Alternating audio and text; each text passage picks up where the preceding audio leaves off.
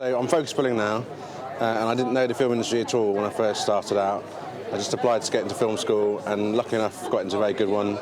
And you had to say at the time what you wanted to do. You had to say camera, producing, directing, and I said camera. I came out the other side as a loader really, and rang around, rang a few people, found out what to do. I didn't know anybody in the industry, and got a job on a low budget film as a loader on 35 mil. They said, "You done 35 mil?" I said, "Yes, I had," even though I hadn't. Don't do that. And then, so I did that film and then went on from there, really. And, very much just the contact. I made a great contact on the first job with the DP that I made friends with and the camera crew.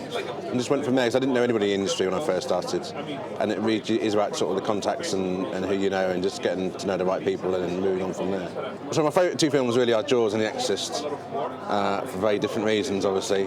But watching Jaws and then reading about how it was shot and how he made it, that was what really inspired me to get into filmmaking, because it put the fear of God into me, and I didn't go swimming in the sea for maybe 10 years, and I ruined a family holiday by not going swimming in the sea when I was very young, because I saw it when I was way too young, and didn't go in. I refused to go in the water, and it was because of that one film. So that one film was the thing that sparked me into thinking, telling stories, and enjoying the stories that are being told on film, and being scared by watching something, and that whole experience.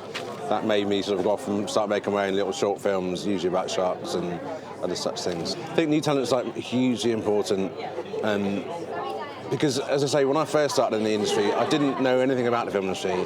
I didn't know how to get into it, and I think it's really important that we find talent from all over.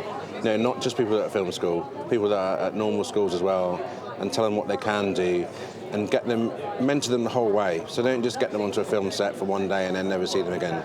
You have to really take them under your wing and just look after them, because we all need that really a little bit. And in the industry, you need it more than anything else. Be confident, I think, and make the phone call and take the chance that you're given sometimes.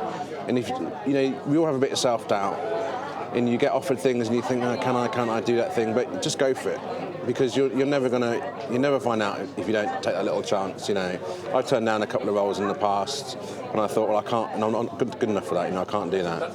And really, then I've worked on the film and not taken the chance, and I've seen other people sort of flourish, and I thought I just should have taken that little chance really when it comes along. So just do it, because what's the worst that could happen? I think the problem is, it's still a very closed shop. It's still a very closed industry.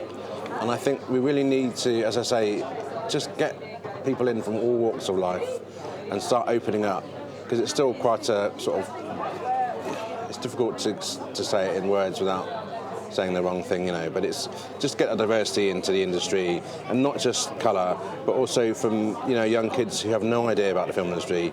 I think we need to get them in and just broaden it. It's doing really well. It is changing and evolving all the time. But I think that's just part of the industry that we really need to work on, is new talent and young people from all walks of life.